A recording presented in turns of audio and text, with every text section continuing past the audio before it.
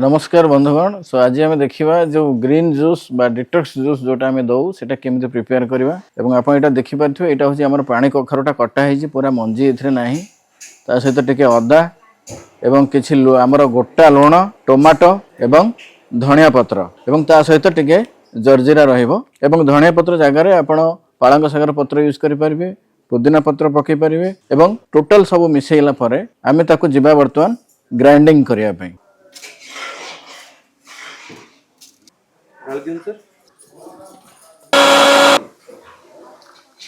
बंधुगण देखिले जे केमिति आमे डिटॉक्स जूस बनैलु एवं ये डिटॉक्स जूस जोटा कि आपन गट को क्लीन करेबो एवं आपन इम्यूनिटी को बूस्ट करेबो एवं everyday early morning empty stomach रे जेतला आपन पीबे मैक्सिमम बेनिफिट एथरे पाइबे। सो आसंतु एबे पीबा